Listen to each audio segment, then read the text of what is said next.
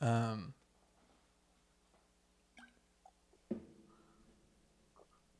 what does this do?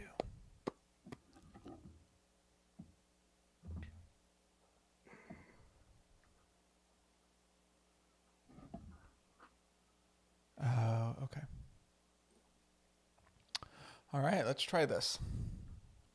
Oh, I can do a test recording. I didn't even see I could do that. Okay. Should I try that first? 4, 3. Okay.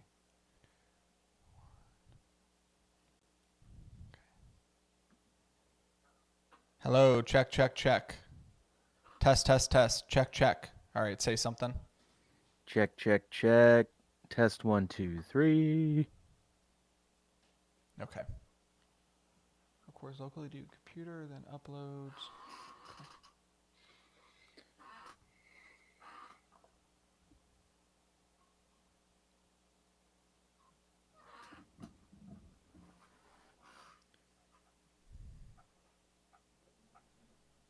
Oh, for some reason. Oh, okay. That makes sense.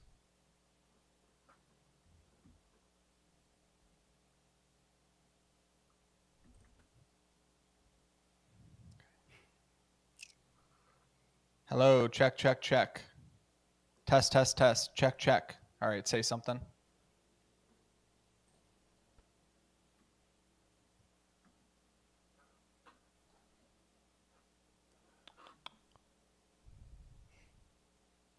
Check, check, check.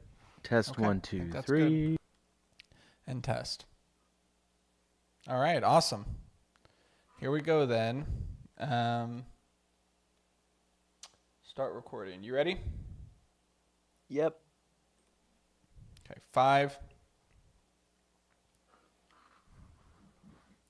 All right, coming back. I've got Alex here with me, and we're going to be doing a full podcast. We'll start with our, one big headline, full Super Bowl recap. I'm sure Alex has a few thoughts about, the 49ers losing. I know it pains him because he picked the 49ers. Go ahead. Yeah.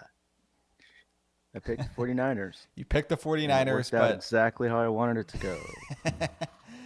You were playing 3D chess. Hold on. Yeah.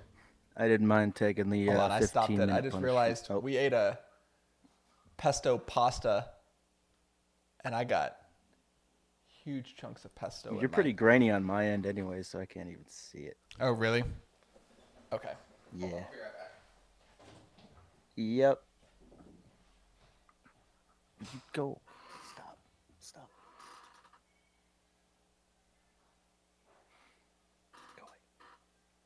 Go away.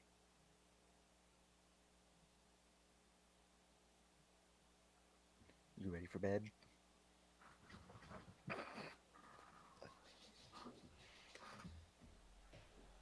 All right. Let's try this again. Here we go. And 5.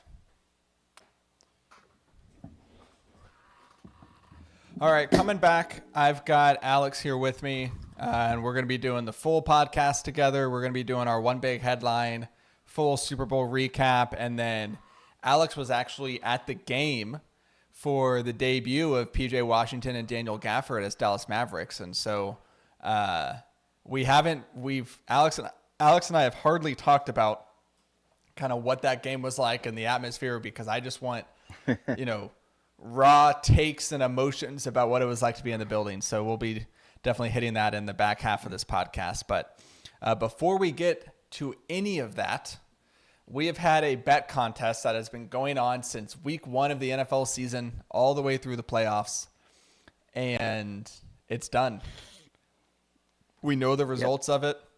To remind our listeners, so for the regular season, we were each picking just one bet. It was either a spread, an over-under, or a player prop, and we were keeping track of them, and whoever got last place for the regular season was going to have to do a 1-hour solo podcast, just them and their thoughts entertaining us, the listeners. And we were tied between Rosie and Austin. They both were 8 and 10 after 18 weeks. And so we said, okay, we're going to let the playoffs decide it. And then we also decided whoever came in last place in the playoffs, they were going to have to do a 15-minute solo intro to that 1 hour podcast. So really it's going to be 75 minutes. And the person who got last place in the playoffs, who will be doing 15 minutes at the very beginning of that podcast, entertaining us with his thoughts in a way that only this man can, is actually my guest this week. Alex, you will be entertaining our listeners for 15 minutes all by yourself. Yeah, I sort of took one for the team so the Niners would be jinxed on that one. But 15 minutes, I'll give Rosie and I. Do we have any idea when we're going to do it? So we need to just TBD. Yeah, it's TBD. I mean, we'll do it on one of these Mondays. We'll basically just dedicate like one of these weeks to the solo podcast. Make a big, event and spectacle of it. So we'll text about it offline. Do it and around figure out. March, so I can just talk college basketball for 15 minutes. That's easy. All right, guys. So for today, we're going to be power ranking the top 16 seeds in college basketball history. Let's go through the history of the conference tournaments. Why not? Lay out all the reasons why Sister Jean is a menace and needs to be dealt with. How is she still alive? Yeah. Yeah, she's a witch. Okay. What is she? So 103. So you'll be doing the 15-minute solo intro, and our good pal Rosie, we're going to get 60 minutes alone with his thoughts for that podcast. He got the ultimate last place punishment, so it'll be 15 minutes of Alex, 60 minutes of Rosie.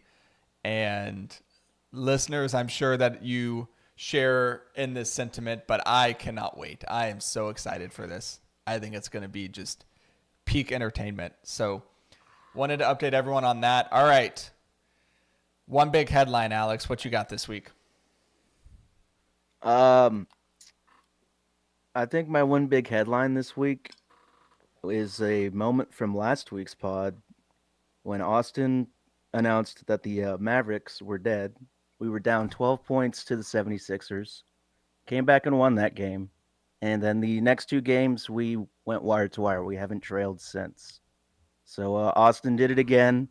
He jinxed the Mavs back into maybe a contender. Like, we also made some trades, obviously.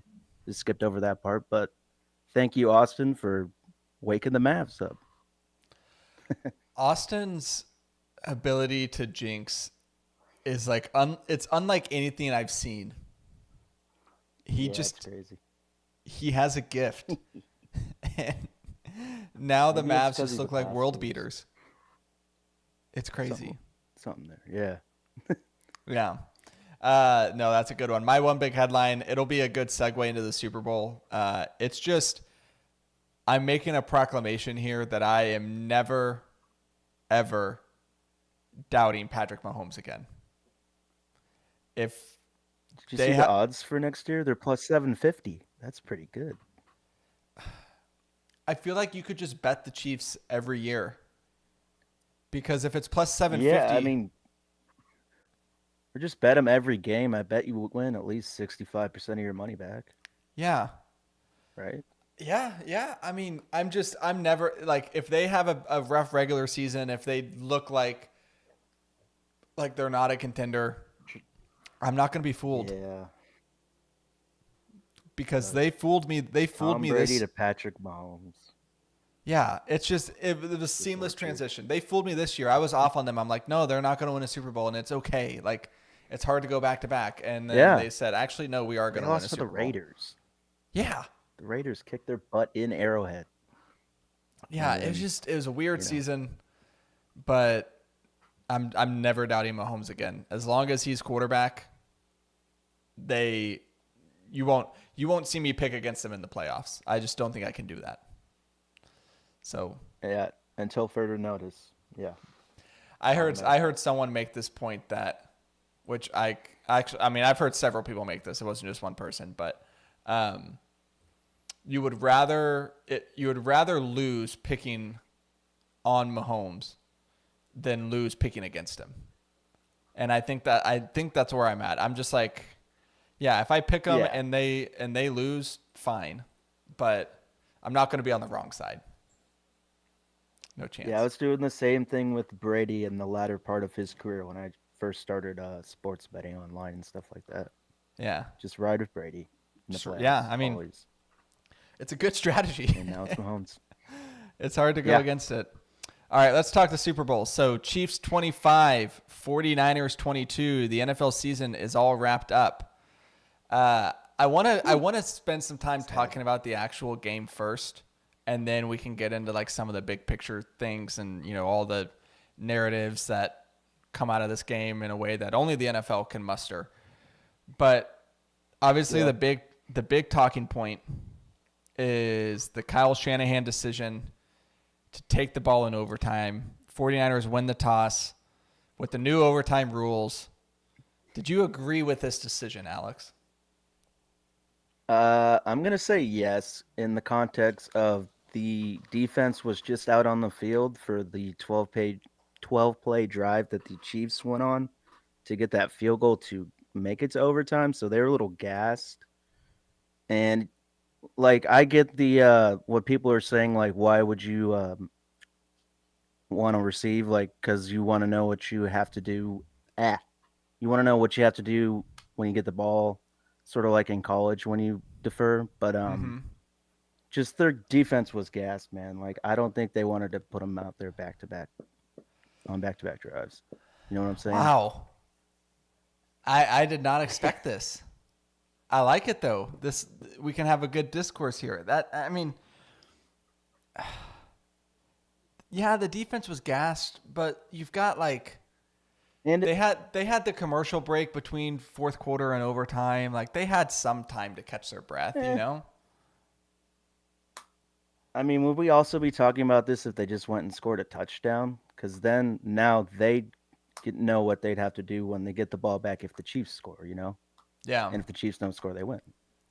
Well, okay, so I I want think it to was really just to give the defense a little bit more of a breather, honestly. But I get what I you're saying too. It's a catch-22.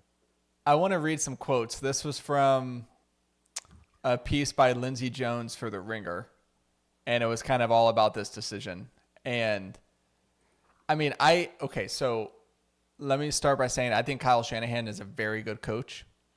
I think most people would think he's a good coach, but after I read some of these quotes, like it was coaching malpractice what happened. So the Chiefs' overtime plan worked out exactly how they had hoped, and it wasn't by accident. Kansas City safety Justin Reed told The Ringer that the Chiefs had first discussed the new overtime rules as far back as training camp. Defensive lineman Chris Jones told me players were prepared for what to expect if the Super Bowl went to overtime. We talked through this for 2 weeks, Jones said. How we was going to give the ball to the opponent. If they scored, we were going to go for two at the end of the game. We rehearsed it. So the Chiefs' plan was even if the Niners scored a touchdown, Chiefs were going to go down, score a touchdown, go for two, and Yeah. say we're either winning or losing right here. Okay? So that's the Chiefs. Here's the 49ers. That's what champions do. The 49ers did not do the same. This is still from Lindsey Jones' piece for The Ringer. Multiple San Francisco players said after the game that they were not aware that the overtime rules are different in the playoffs than they are in the regular season. And strategy discussions over how to handle the overtime period did not occur as a team. Defensive lineman Eric Armstead said he learned the details of the postseason rule when it was shown on the Allegiant Stadium Jumbotron during the TV timeout after regulation. Fullback Kyle Juszczyk, oh wow, I just butchered his name. Juszczyk, there you go, said he assumed the 49ers asked to receive when they won the toss because that's what you do in the regular season when a touchdown wins the game. I guess that's not the case. I don't really know the strategy, Juszczyk said. Yeah. Pretty much polar opposites. One's a champion and one's trying to be a champion. How on earth He do you not know the too busy overtime trying rules? to analyze. Yeah, he just overlooked it, I think. Right? yeah, Or just yeah. I just can't believe that. Like, that's professional sports are so funny because they're these billion-dollar organizations. You have all these coaches, all these staffers, and no one thought to make sure they understand the overtime rules. No one. Oh, poor Kyle. I saw a take about Kyle today on Twitter. They're calling him the NFL's version of Lincoln Riley. He's 0-3 in the Super Bowl now. He's had a double-digit lead in all 3 games, and he's blown them in the second half. Like Lincoln Riley did the same thing in his first college football playoff appearance. Then the other 2 he got blown out, but sort of the same thing, just college versus pros. Part of me, I wrote this down in my notes. I kind of think Kyle Shanahan is just like 2000s Andy Reid reincarnated. And I don't know if his story is going to end the same way that Andy Reid's has. Obviously, his story is still going. But I went back and looked. Andy Reid had a 5-year stretch where he lost 4 straight conference championship games. And then the 5th year, they lost in the Super Bowl. So, yeah, but Kyle's also never had a quarterback as good as Donovan McNabb, though. That's I mean, that Matt Ryan season with his year in Atlanta, I would put that up there. That's a little different though. Just I mean, you just mentioned that year as him being 0-3 in the Super Bowl, so I mean, it counts, right? Okay, yeah, pick and choose. But yeah, it's just, I mean, that's not a good look for a guy who a lot of people would regard as like one of the smartest minds in football. And he had just an all-time blunder. But to your point, if they just go down and they score a touchdown, it's probably it's a different conversation right now. But they should also do this overtime rule in the regular season. Agreed. That would be fun. Agreed. Come on, get rid of ties. I don't like. I mean, baseball does it too with like the ghost runners and extra innings, but usually I'm not a fan of the rules being different in the playoffs than they are in the regular season. Baseball, I can understand the ghost runner thing because there's 162 games and you're playing the next day. So it's like, let's not burn all of our pitchers in this 16 inning, game in late July. Like game 68. Like let's preserve our arms a little bit. So that I understand, but for football, just get rid of ties, please. Please. All right, staying on the actual game. I ask you, can you remember a game that was just like the first 2.5 quarters, but then turned into like one of the most exciting Super Bowls, just like an instant classic? No, I don't think so. I mean, this game was just unique. We had players blowing Achilles during commercial breaks. Yeah. Poor guy. That's really the only thing that really happened in the first half. Like, yeah, poor guy, but I guess we had the Juwan Jennings pass touchdown in the first half. But other than that, sleepy first half, fun halftime show, and then it became an instant classic from there. Yeah, I wrote this down. It was at the 2:42 mark in the third quarter. So it was almost 3 quarters in. There was just under 3 minutes left. Is that the punt? That was the muffed punt by the 49ers. Yep. And then the very next play was a Chiefs touchdown to make it 13-10. And game changer. Special teams, baby. Yeah. I mean, you had the muffed punt. Teams. You had the blocked PAT, all the field goals. Shout out kickers, by the way. This 2 was broken records. Yeah. 90 minutes. Yeah. That's cool. All right. And then kind of staying on that slow start, right? That we just talked through. Do you think that was more like we were just seeing like an awesome defensive performance from both teams, or do you think it was more the offenses just were not playing up to their level and it was more like the offenses were being sloppy versus the defenses playing really well? I'd say a little bit of both for sure. On the Chiefs side, Mahomes was off especially in the first quarter. He was just missing guys, overthrowing, sort of throwing off his back foot and stuff like that. But it was also the 49ers front D line was getting to him a little bit. Creed Humphrey was my guy Creed. A lot of low snaps, sort of uncharacteristic from him. Not a great game overall, but yeah, a little bit of sloppiness and a little bit of just good defense. Yeah. Especially the Chiefs. The Chiefs too. Their secondary is just lights out all game. Oh my gosh, yeah. I mean, I think there was some sloppiness, but honestly, the defensive performances, I'm not going to convince you, Alex, to feel bad for the 49ers, but I feel a little bad for the 49ers defense because they played their butts off and it still didn't, it didn't matter. Like at the end of the day, it was still Mahomes. Mahomes is going to get you. But I have some stats on the Chiefs defense. So the Chiefs defense, I mean, shout out to Steve Spagnuolo. Like, 4 rings now. what a defensive mastermind. So the Chiefs defense blitzed on 51.2% of Brock Purdy's dropbacks. The 49ers, this is one of the things that the stats back up the eye test because I noticed this as I was watching it. The 49ers were 3 of 12 on third down. And it seemed like in watching that game, every time there was a third down, Spagnuolo figured out a way to get a free rusher in Purdy's face immediately, and it was an incomplete pass. He had to throw it away, just wrecked whatever plan they had on third down, time and time again. Mm-hmm. In fact, this stat here, Kansas City had 9 unblocked pressures throughout the game. All of them were on blitzes.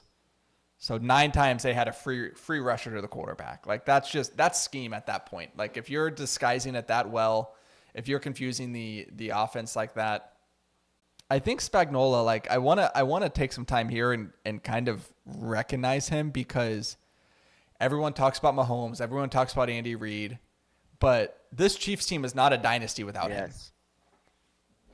Nope. Yeah.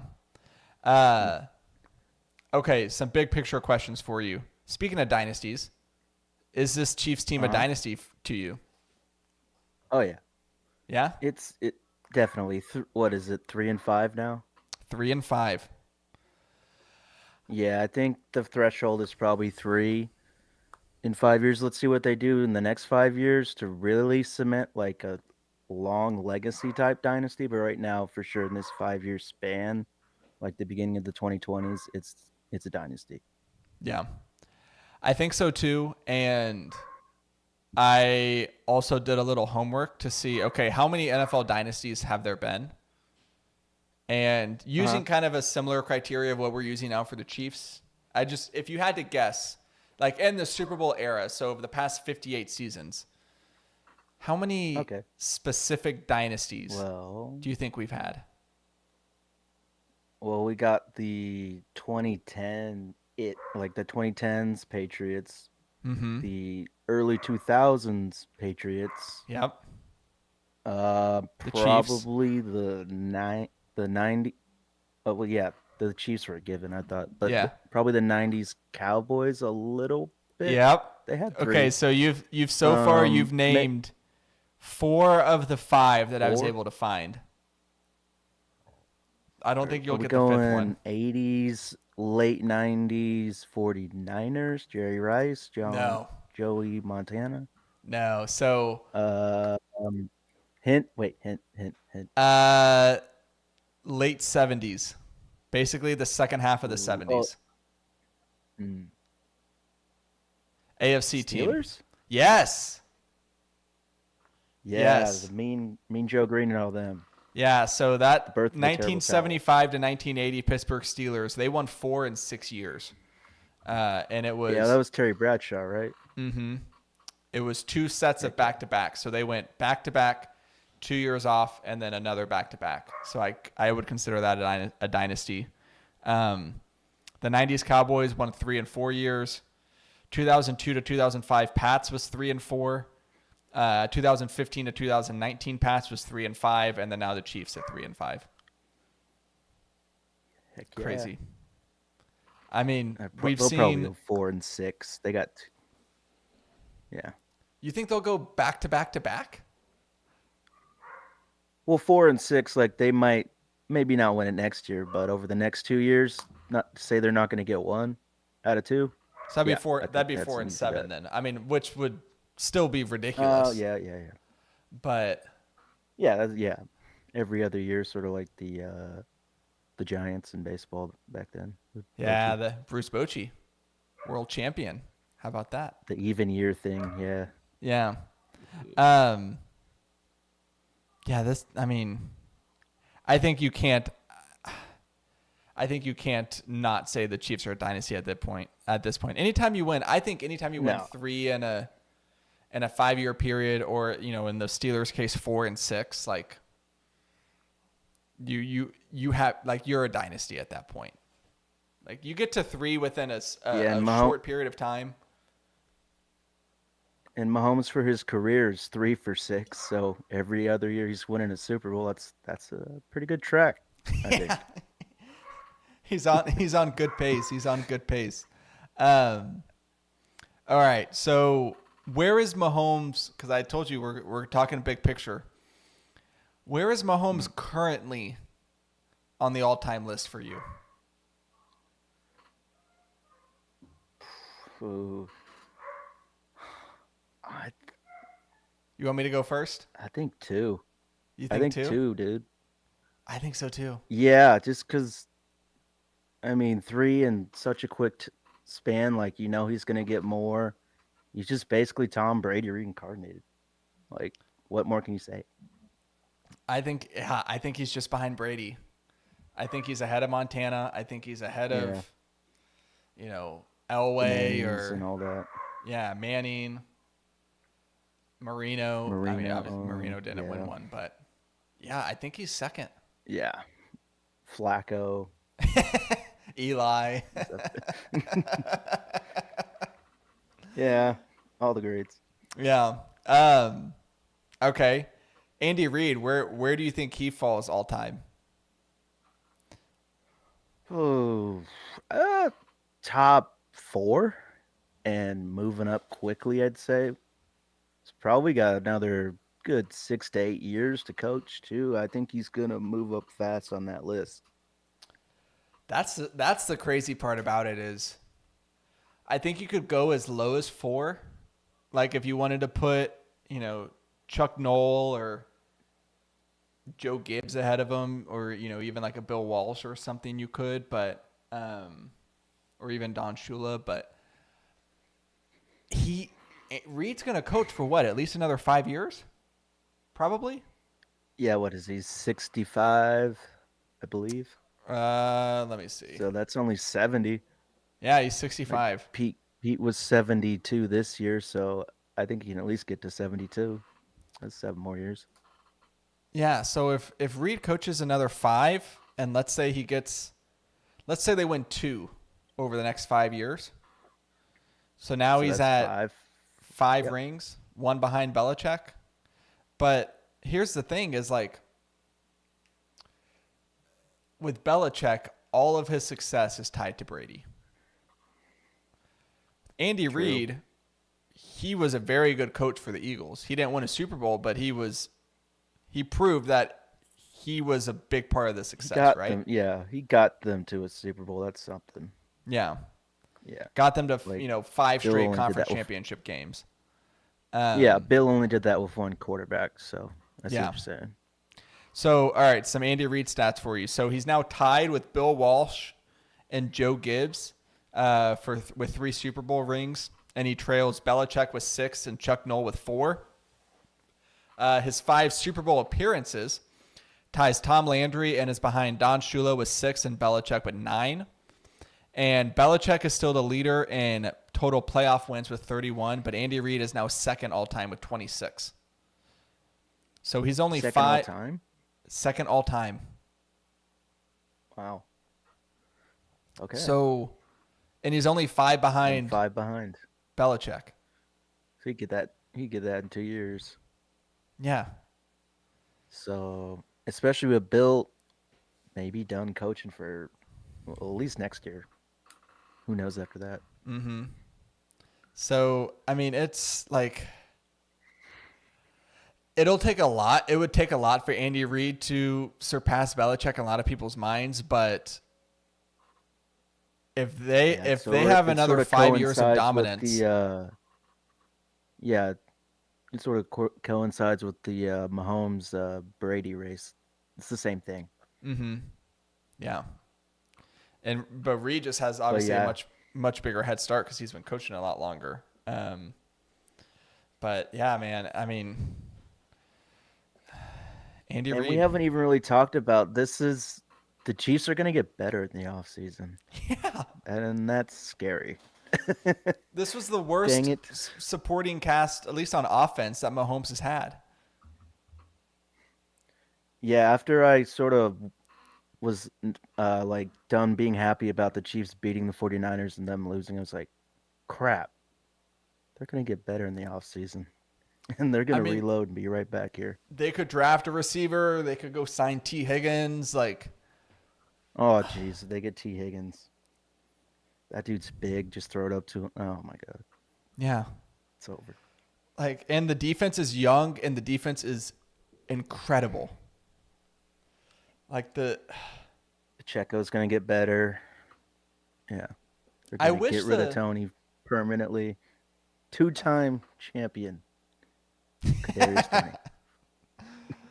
it's like He's going to a sell Aroldis that Chapman ring. getting a ring. Oh man. Yeah. Thanks. Like for me, it's easy to root for the Chiefs because my in-laws are Chiefs fans. But I'm wondering, like, I don't hate them. yeah, they're not. They're still likable. Mahomes is likable. Kelsey, I mean, how can you not like Andy Reid? You know what I mean? Like Belichick was so easy to root against, but Andy Reid is so easy to root for. Yeah, you know what it is too is their fans aren't that obnoxious like on social media and just all over the place. They're fine. Like I don't really have an opinion on them because they're just sort of quiet, keep to themselves. Yeah, Like they're like, yeah, you we don't have the rock, East but Coast bias. You just got yeah, nice they're not little just like out in your face like we're number one, we yeah got the goat, yada yada yada. yeah. Like another franchise was for 20 years. Exactly. Exactly. There's also those accents. Those accents didn't help. The Boston accent. um, okay. Final note on like kind of big picture stuff. Why don't and I mean I think we're probably partly to blame for this, but why don't we like the collective, sports media regularly mention Chris Jones as like one of the best defensive linemen in the NFL? Uh, I think that's a simple answer. He's just a lunch pail guy. Like he's sort of quiet off the field, sort of Mm. sticks to what he knows. Like he's going to come into the building, get you probably 12 sacks over the year, something around there, and just plug up the hole in the middle. Like that's his job, and that's what he's going to do year in and year out. Like he's not very flashy. He's not like a social media guy or something like that. He just does his job and goes to work. Yeah. Lunch pail guy I think is a really good call by you. I think that we tend to do this a lot with quarterbacks, but I don't really see this being talked about in this way with other positions. And it's the guys who Uh-huh. like turn it up a level in the playoffs. Like the guys who, it's like the Jimmy Butlers of the world, where regular season, they're good, they're productive, you would say they're, one of the top guys, but you wouldn't put them in the elite camp. But when the lights are the brightest and they're, in these playoff games, in these Super Bowls, and hold on, where was it here? Let's see. Okay. Is that it? No, sorry. Hold on. I got all my notes jumbled up. But Chris Jones, he had, Oh, no. shoot. I'll have to find it. I've got some stats on him, and they're all messed up. But I mean, he was just Well, he dominated this game. Just yeah, and like the most crucial moments too. Like I think it was the overtime possession. They were down there, sort of near the goal line, and he had sort of a free rush on Purdy. And if he didn't have a free rush on Purdy, Ayuk was like wide open in the end zone if they would have Yes. scored a touchdown. Yes. Okay, But he here it got it in is. the face So and disrupted. Yeah. in Okay, the Super Bowl, he had one that's QB fine. hit, which might have been that play you're talking about. He had 4 other QB hurries, and he had 2 more pass rush wins on all of his. I would have guessed he had a sack, but that's just how much of an impact he had. Like I would have guessed he had a sack, but he didn't. But yeah, I he mean, just he was, like, I didn't mention it here, but he also had a couple, running plays where he just swallowed up McCaffrey behind the line and just said, nope, you're not going anywhere. Like, it's, yep. it's That's his always, job, I mean, man. it's kind of the Aaron And Donald thing. that's Go just ahead. what a good D tackle does. He just plugs up the hole. Nothing super flashy, and if he can get home to the quarterback, that's just the icing on the cake right there, man. Mm-hmm. And like a good defensive tackle who can actually rush the quarterback and get in his face is so valuable because obviously most of those guys are on the edge. So like the Niners have Trent Williams. Trent Williams isn't playing right guard. He's not playing left guard. Like he's playing left tackle. And so you can Yeah, line up Chris Jones in his normal spot and he's never going up against Trent Williams. exactly. It's the Aaron Donald equation, right? Yeah, and I Like think it's that's such an sort of advantage. one of the keys. That's one of the major keys to the Chiefs' success overall. Is they don't have really a star edge rusher, but they have a star D tackle, and Mm-hmm. most of the star like offensive linemen are tackles on the outside. So Yeah. when they're coming at the middle, it's sort of like just that chain that breaks it. Well, and one of the best pass rushers that you can have on your team is a good secondary. If you have good That too. cornerbacks who are not making it That easy for the receivers to get open, then you're gonna have a lot of coverage sacks. And the Chiefs are like, okay, we're gonna get L'Jarius Sneed and Trent McDuffie and have one of the best cornerback duos in the league, and we're just gonna get sacks that way. And you saw that work. yeah. But I feel like they're not even talked about that much too as one of the best duos in the league. Like they're probably a top three secondary unit, yeah, right?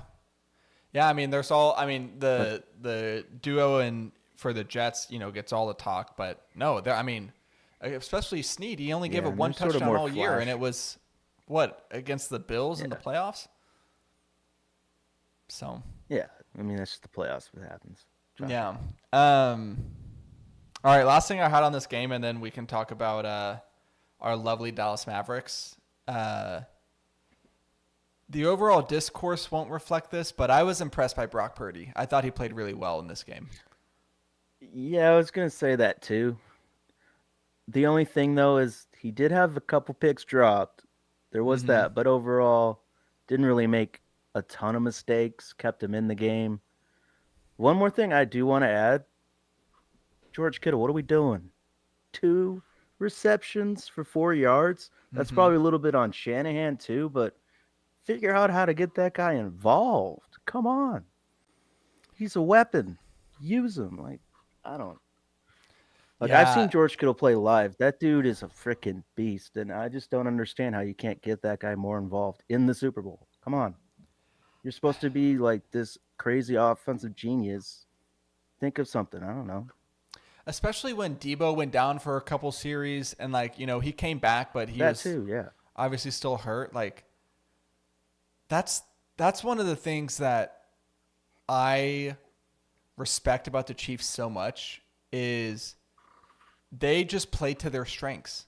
And so first half, I think Kelsey had 1 reception for 1 yard. And they were basically like they weren't going to force it to him, but they were trying to get him involved. And he had that viral clip where he was, he almost shoved Andy Reid essentially on the sideline. But Oh, yeah. That's mean. He's yeah, old. you Don't got to do be that. careful with him. Scare him. He Um, was startled. uh, It's like, oh, jeez. he was like, it's like that the clip from The Office with Dwight and Angelo where he's walking, Angela's right next to him. He's like, oh my gosh. Yeah, I Um, like how he didn't react either. He just let him scream, and he's like, all right, go over there. yeah.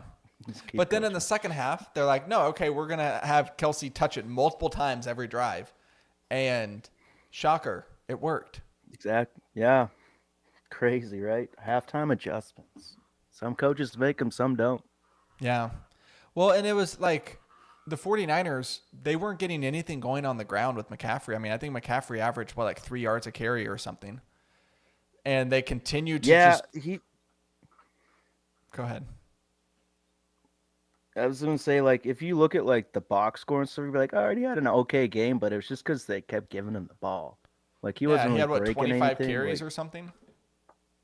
what was his long? Like maybe 25-ish yards or Here, something. let's Or see. I guess his long was that touchdown pass, but that wasn't a rush. So he had 22 carries for 80 yards, and his long was 11 yards. Oh, But he had 8 receptions for 80 yards with a long of 24. So, yeah, so that really the only explosive play was that trick play from Juwan Jennings. mm-hmm. Other than that, yeah, he was just an average guy. Chick-fil-A. Oh, God. Yeah. Sorry. Yeah, it was weird game by the 49ers because the defense played really well, but the offense just, I mean, and you got a good Purdy game. Like Purdy played really well, but it's like you're not getting Kittle involved. Like Kittle was, what'd you say? Yeah, Two receptions for 4 yards. 2 for 4. Deebo Samuel, yes, he got Sure, hurt. he had a lot of great blocks though. Oh my gosh, I didn't even realize this. Deebo Samuel, okay, so he got hurt. He was 3 receptions for 33 yards, but he was targeted 11 times. Yeah, Purdy did. He was overthrowing him a little bit, and Yeah. just good defensive plays, a couple breakups. I don't know why they didn't feed it to Kittle more. That's not going to ever make sense to me. Yeah. He's so dynamic. He's so hard to tackle. Oh well, more heartbreak for them. All right, you want to talk? You should bring up that as a Cowboys. Hold on. Yeah. You should bring up their own. The 49ers Super Bowl drought is just as long as the Cowboys. 1 year But the longer, Cowboys actually. always get all the guff. Exactly. Like, sure, they've been to a couple, but at the end of the day, losing in the Super Bowl is the worst loss you're gonna have as a fan. And they've had 3 heartbreaks. Like, sure, I guess the week before was fun, but the month after is definitely not. I can tell you that. Yeah. No, you're right. I mean, the reason it doesn't get talked about is because they've been to Super Bowls, but Exactly. Yeah. it should be talked about because it's been drought. since 1994. It's been a long time. It's a shame. Anything else from this game?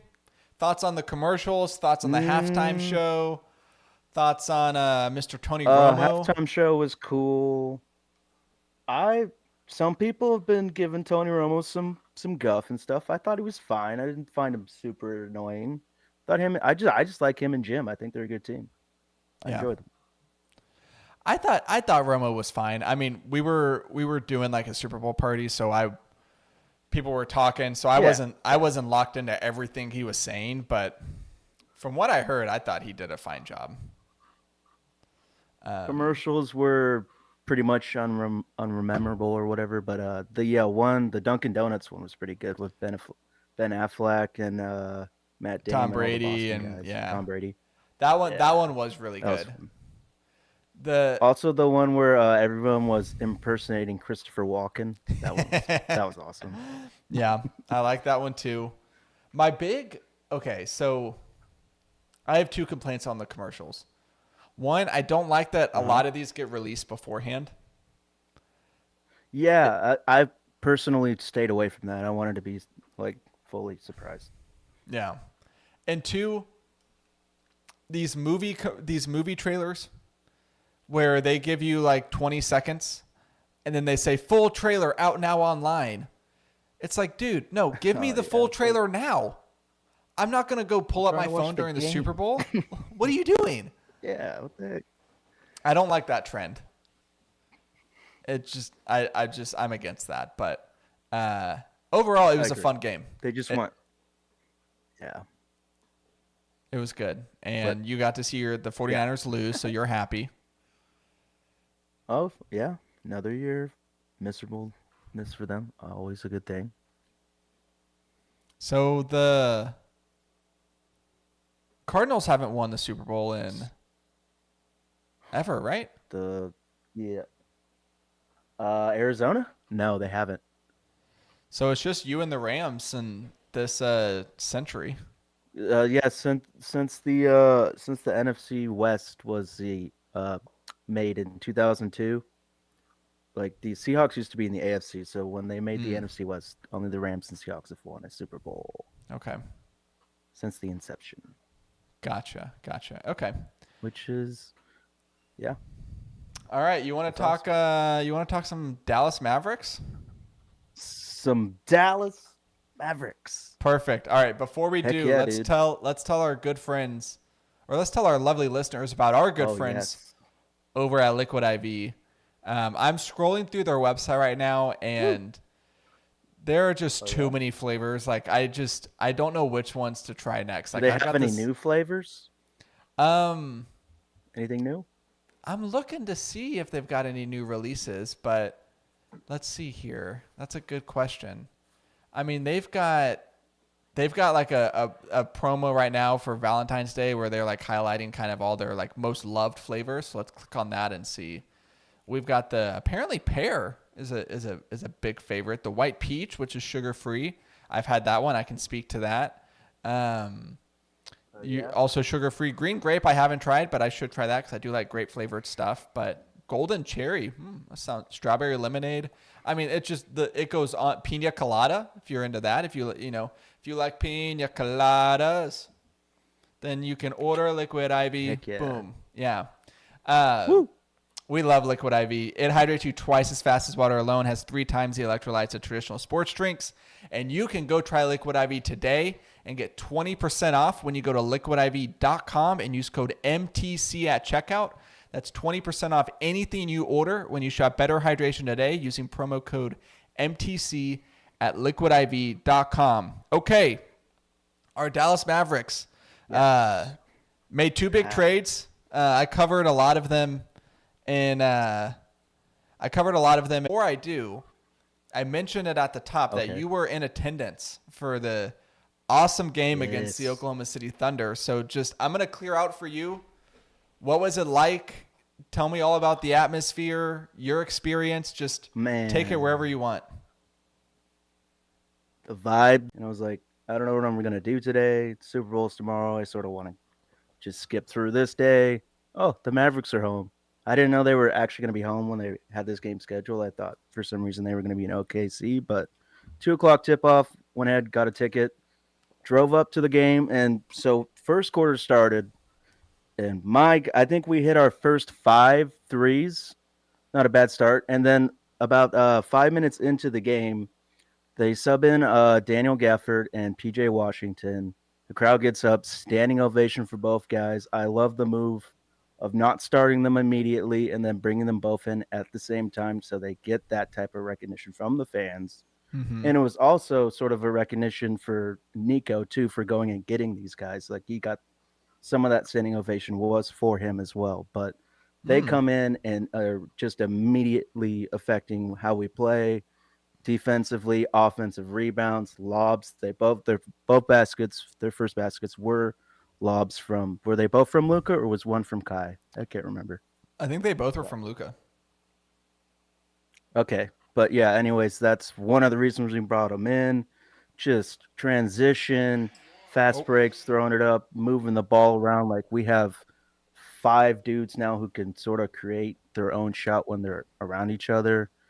And also Daniel Gafford on the offensive glass late in the second half, fighting for offensive rebounds. Like the crowd didn't know what to do. We were like, "Holy crap, we haven't seen this in like I don't know a decade. We're it's like getting we were offensive watching. It's rebounds like and just we were watching him like walk on water. Like everyone was just it's like astounded. this is what we've been missing." But just that, and also the fact that I was sort of like, we went to a game a couple weeks ago where we started out really hot in the first half and then Mm-hmm. just completely fell apart. And I was sort of waiting for that to happen. It sort of did in the second half, the second quarter a bit. They cut it to 6. And then J Kid took a timeout, good timeout, regrouped. And then we made a couple threes, made a couple shots, and started playing some better defense. And then from there on out, just completely dominated the Oklahoma City Thunder, too. who were pretty much healthy. Like Gordon Hayward, he's injured anyways, so he'll be back after the All-Star break. So that wasn't that big of a loss for them, but we just dominated them from trailed, won by 40. I think it was probably like 35 after 35, garbage time. yeah. But No, yeah, when I exactly left, we were up. 35. 146, 111. Yeah. Yeah, and just one other thing. Tim Kirchin has this saying about when you go to a baseball game, you never know what you're going to see. When you go and watch Luka Doncic play basketball, you never know what you're going to see, man. That guy. That one and one where he just throws it up over his shoulder and it banks in. I was like, yep, we're going to win. And then he didn't even need to play the fourth quarter, which is awesome. Great, because he Give him a needed little some time rest. off. That and his newborn was in the building. She won't remember it, but he will. Yeah. No, I mean that you could tell he played with a little more of an edge, which is pretty cool. But the whole team, like there was just the energy. Like I could feel it through the TV. It just seemed like everyone was just ready to jump out of the arena. Like everyone was so hyped. Yeah, ever since the trade deadline and the moves have been made, just the energy around the team seems way up. Yeah. Like everybody's just playing. Well, and because you have these two guys in Gafford and Washington, which I just pulled up the game because it just started. We're recording this. It is currently 7:44 Monday night. So the game just started, and you'll be happy to know that Gafford and Washington are already in the starting lineup. So that's good to see. They came off the bench for their debut, and now they're both in the starting lineup. Obviously, Lively is still out, so that's part of it on Gafford's case, but the game on Saturday was so great. Basketball bliss. Yeah, that was awesome. And to think that a few days prior, as you mentioned in your one big headline, Austin declared the Mavericks dead. Thank you, Austin. Thank you, Austin. Man, we gotta get Austin up. Austin, you need to come up for an Mavs game, dude. Come on. Yeah, there you go. Okay, so on these Mavericks, on these kind of new look Dallas Mavericks, I don't want to be too much of a prisoner of the moment because it's been one game. Okay. But of course. I'm not just talking in terms of this one game because we kind of knew we had an idea of what to expect from Gafford and Washington, and also equally getting Grant Williams off of this basketball team. What have the trade deadline moves done to change your expectations for this season? Get to 50 wins. You got to go 20-9. We have the third easiest schedule according to what is that site? It's like NBA Tankathon? Lottery or something. Tankathon, yeah. We have the third easiest schedule on paper. If you go 20-9, you get to 50 and 32. That's probably 4 seed in the West. So you get a home series first round. Like that should be the goal. Same thing as 2022, pretty much, or 2021. Or no, what? Yeah, it was 22. 22 when we made the Western Conference Finals. Yeah. After the deadline, we were sort of in the same exact situation we are right now, but we have a better roster. So that's my goal for this team: get to 50 wins. I mean, that would be awesome. I think for me, and I think it's doable though. Like 20-9 is not insane. No. I mean, it's certainly doable. Absolutely. I think the way it's changed my expectations is like. Let's all knock on wood. Stay healthy. Yes. Please. That's the biggest thing. No more broken noses. 3 broken noses in a week. Jeez. That's the biggest thing.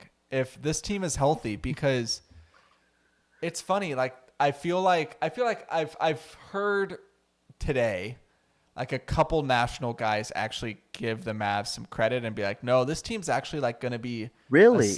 Yeah, like Tim Legler, I was listening to a podcast he was on, and he was raving about what they did against the Thunder and about PJ Washington and Gafford and what Luka's been this year, and he was like, if the Mavs are healthy, the Mavs are like a sneaky contender now in the West with these additions they made. And so I was like, thank you. Yes, they are. Give them some recognition because I do think they're a sneaky contender in the West. Yeah. This is the most complete team they've had in the Luka era. I don't think it's crazy to say that. And I know. We still haven't even is, seen it complete. Yeah, Luka is the best he's ever been. And Yep. I don't know, man. Like this. Kyrie's sort of coming into form. He had a great second half in the game on Saturday. And they've done like this, novel concept where, hey, let's surround Luka and Kyrie with a bunch of athletic freaks who can jump out of the gym. And crazy, spoiler alert, that works. And now we actually have some center depth. Dwight Powell doesn't need to play unless we're up 40 points. That's cool. Yeah. Also, shout out Maxey. He had a great game on Saturday. 12 and 12. He's been playing a lot better of late. Yeah, he's hitting his threes again, and his effort on defense is noticeable and on the boards. Yeah. Like he's been sneaky, putting up good rebound numbers. No, yeah, absolutely. Yeah, so I think it's changed my expectations because before I thought this team was likely a first-round exit. I mean, maybe they could make some noise, but... Yeah, maybe not even make it out of the play-in. Yeah. But now I think, this is a 4 or 5 seed. They're winning a playoff series and now. they might even already be out of the play-in discussion before the All-Star break, which is after Wednesday. Yeah. Last game is Wednesday against the Spurs. No, absolutely. So, okay, on these Mavericks, let's move on a little bit. How refreshing is it? Because you were at this game, and the game on Saturday was a good representation of this. How refreshing is it to see the Mavs, outside of Luka and Kyrie, be a team that doesn't just rely on threes? Yeah, it's nice. I mean, we don't even know exactly what it's all going to pertain here, but I think we can be sort of just a version of Lob City. Like, we have so many lob options now, and just attack the paint a little bit more, which will open up threes even more, too. So it's a win-win, honestly. Yeah. It's so nice because obviously it's a three-point shooting league now, but you're going to have nights when the threes aren't falling. And so to be able to be dynamic enough to score in other ways is what separates the good teams from the great teams. Because in that game on Saturday, the Mavs had 66 points in the paint. Beautiful. 66. I love it. Yeah, it's not always fun to just be the team that always is chucking. Like, definitely. Let's get down on dirties. Come on. One more note from the game, too. This is sort of just a funny note. Josh Giddey is trash. That guy's like, they were leaving him so wide open, and it was working. He's bad, dude. I don't think it gets talked about enough. He is a terrible shooter. And that one game was not a fluke, from what I can tell from Thunder fans. He's like Draymond Green. You just don't have to respect his shot. Okay, that's a good comp. The Australian Draymond Green. I like that. Yeah. One is problematic on the court and one's problematic off the court. Yeah, that might be something with it too. He's just mentally broken right now. Yeah. That could be part of it. All right. I've got one more thing on the Mavs. So we talked about kind of expectations for this season, what we want to see. You mentioned you want to see them get healthy. I think one of the biggest things I want to see them figure out over these next, 30 games or whatever is what's your playoff rotation?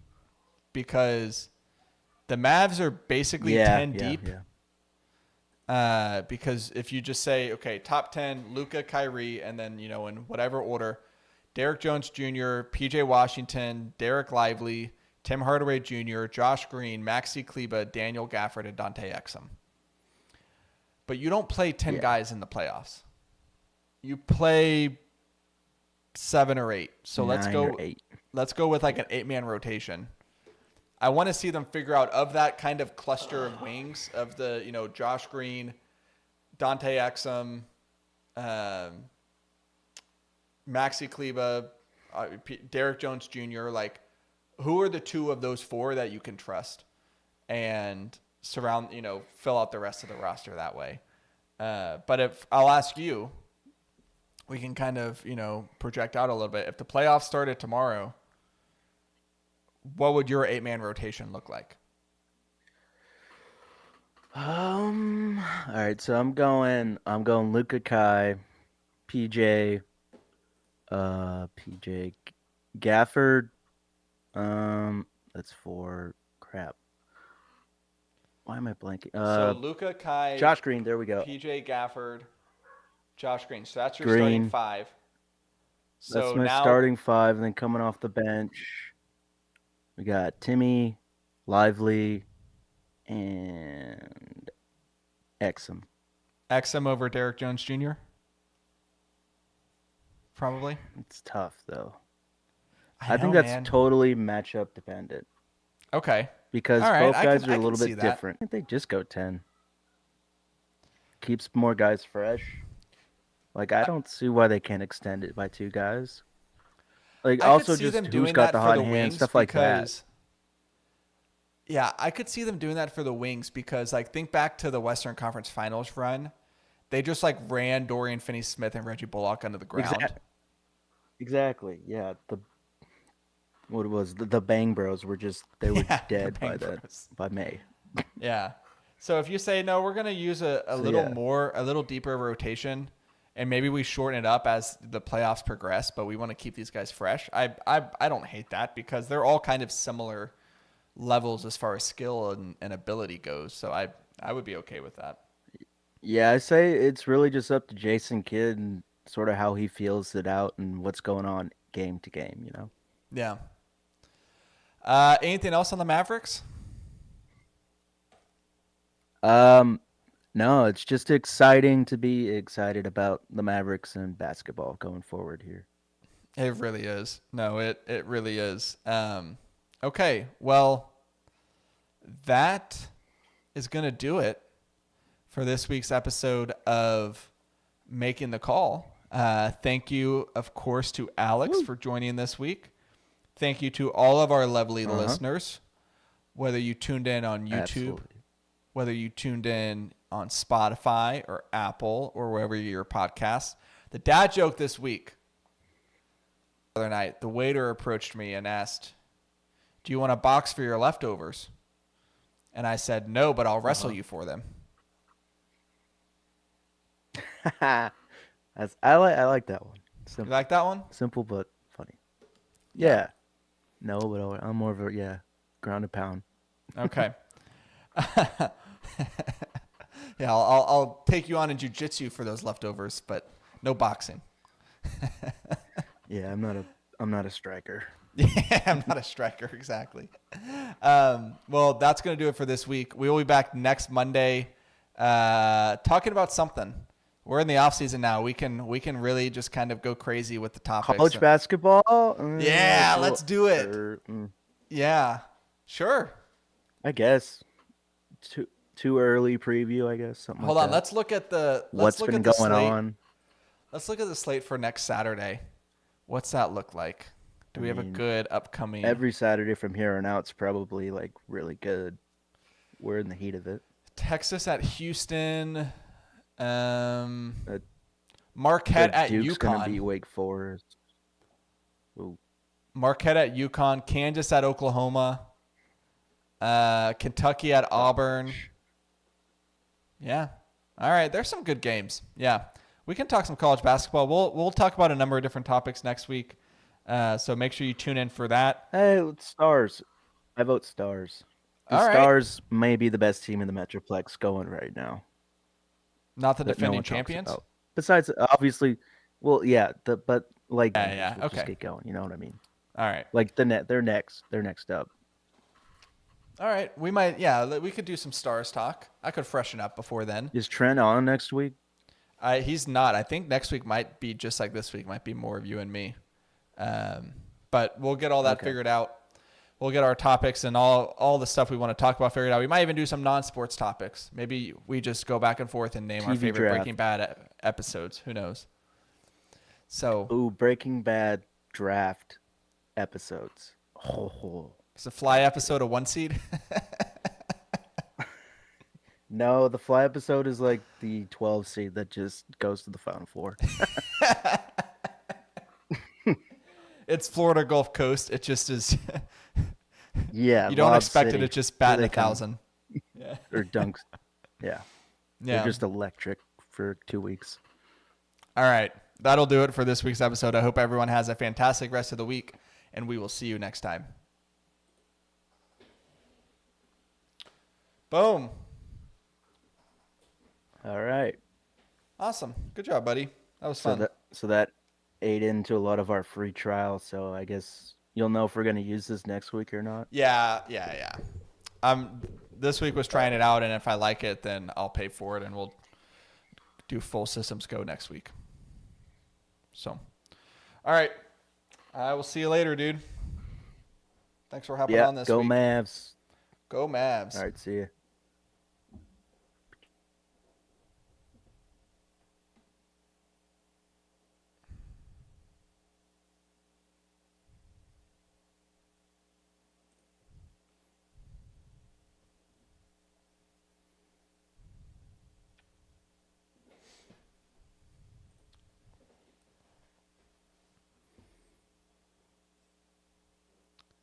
Hello and welcome to this week's episode of Making the Call. I'll be joined by Alex here in a few minutes. But now that we're in the NFL offseason, we're going to be kind of changing up the way these podcasts look each week. Normally, whenever we're kind of in the heat of the NFL season, we have a pretty consistent, rundown that we do, right? Where we recap all the games, all the biggest games and storylines from that week's of NFL action. We talk a little bit of the week ahead, and it's rinse and repeat all throughout the season. Well, now that the NFL season's over, we're going to have a lot more opportunities to talk about a lot of other topics in sports. You'll be hearing more Mavs talk, more Rangers talk, even maybe some more Stars talk, some non-sports segments. Those are always a lot of fun. So, we love the NFL season, obviously, but whenever it's not in season, we are able to use a lot more of this podcast to talk about other things. And so if you're just here for the football takes, you'll still be getting those. But if you're here for other things and for Austin and I to just geek out about the Rangers, or Alex and I, as we're going to do this week, geek out about the Mavericks, well, keep it tuned in because that's where you're going to be getting here at Making the Calls. So as a part of being able to talk about kind of more things each week, I've decided what I want to try and do is each episode start off with some sort of solo intro, something that is different from what you're going to be hearing for the rest of the episode. For this week, it's going to be Rangers related. Next week, it'll be something different. Some weeks it might be 5 minutes. Some weeks it might be 15 minutes. Who knows? Just kind of depends what I've got on my mind. Whatever I've kind of been stewing over and just going to use this as a forum to discuss that. So I wanted to dedicate the intro of this episode to the Texas Rangers, to the world champion, defending champion Texas Rangers, because I'm recording this on February 12th. You'll be listening to this on February 13th. And pitchers and catchers report to surprise Arizona on February 14th. So believe it or not, baseball season is already back. We're already just about to spring training, where you're figuring out which of the prospects are going to be making the cut for the final roster. With Rangers, we're going to be really eager to see how Wyatt Langford looks in surprise Arizona. I'm seeing if he could make the big league club right off the bat. So there's going to be lots of storylines. But what I want to focus on is kind of more of a holistic view to what our expectations as Rangers fans should be this season. We should be expecting a lot because they're defending champions, but I want to speak more to kind of the first part of the season, because obviously the starting rotation, at least for the first half of the season, there's some question marks. That's the biggest question mark on this team. Jordan Montgomery still hasn't signed with any team. I'm still holding out hope that he's going to re-sign with the Rangers. I know I predicted that a couple weeks ago on the podcast. Still feel good about that prediction, by the way. Now that they've got all the Bally TV deal stuff figured out, I think a Montgomery signing is imminent. I don't know if it's with Texas, but I think it is imminent, and I'd like to think that he'd like to be back in Texas. Let's say they don't get Montgomery. Let's say he's gone. The pitchers that are on the roster right now are the pitchers that are going to be on the roster on opening day. If that is the case, your starting rotation to start the year in some order will be Nathan Eovaldi, John Gray, Andrew Heaney, Dane Dunning, and Cody Bradford. Okay? That's not a strong rotation if you compare it to the rest of baseball. There are guys, Nathan Eovaldi's awesome. John Gray could be really good. Dane Dunning is a workhorse. Bradford, you'd like to see, you should be expecting him to make a leap because young pitchers don't just stay who they are. Usually they get better. And Andrew Heaney, he can have good weeks, he can have bad weeks. That's kind of who he is. But that's your five. That's who you're relying on pretty much for the first half of the year if you don't get Montgomery.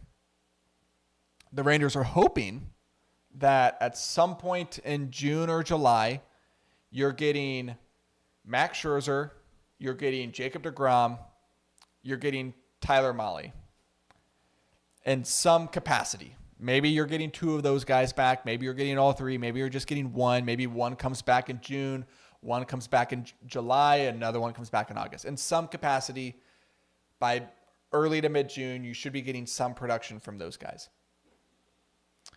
That's the hope. But the season starts, April 1st, or whether it's March 31st. I forget what the exact date is. So if that's the case, you've got 2.5 months of baseball to figure out. That's, 60 games. That's a third of the season, essentially. Having to go a third of the season with question marks at your rotation, that's hard to do. That is the biggest question mark. And so I'm bringing all this up to say, this is not me saying, hey, guys, the Rangers are going to suck. Their pitching's not good like it was last year. World Series is great, but get ready for mediocrity. No. That's not what I'm saying. I'm saying this because if the Rangers do struggle out of the gate, if they start off and they're, 6-10 in their first 16 games or 7-9 or whatever, or they, 2-6 after their first two series, or 2-4, sorry, out of their first two series, do not panic. Don't panic. Don't get freaked out. Don't start figuring out who they're going to trade for. It's going to be okay. This should be expected. If they struggle from a record standpoint, it is to be expected.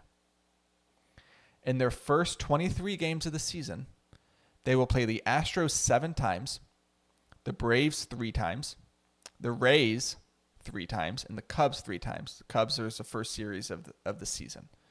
So 16 of their 23 games are against those teams. They will be doing that with a bottom tier rotation, excluding, Nathan Eovaldi and, maybe John Gray. But you know what? I'm not just saying this to say do not panic. I'm saying this because we as Rangers fans and the Rangers as the team, they get something and we get something in terms of thinking about them that no other team gets. This is something that is exclusive to the defending champions. When your team is the defending champions, you get one thing more than any other team, and that is the benefit of the doubt. The benefit of doubt. If they struggle out of the gate, they get the benefit of the doubt. And you just got to trust that they will figure it out. You got to trust that this great offense that will still be great, This great defense that will still be great. Great coaching staff led by Bruce Bochy will still be great. And a bullpen that will be better than it was last year because you can't be worse. Not only do you expect, the strong guys to be better, but you get Jonathan Hernandez back. You got Yeri Rodriguez, you got Jake Latz, you got Kirby Yates, David Robertson. Great name. Love it. Those guys will be back. The bullpen will be better. The rotation will be the weak spot for at least the first 60 games. The Rangers will be okay. They get the benefit of the doubt because they proved what they could do last year. Once you've proven you can do that, you just have to get in. Division titles are great, but Rangers fan, would you rather have the division title that the Astros are holding right now, or would you rather have the World Series ring? I think I can answer that for you. I know which one I would have. It's the little display I've got behind me if you're watching on the YouTube. So as we get into spring training, as we get geared up for the season, they have the infrastructure, they have the pieces, and as far as the pitching goes, help is on the way. All right, let's bring in Alex.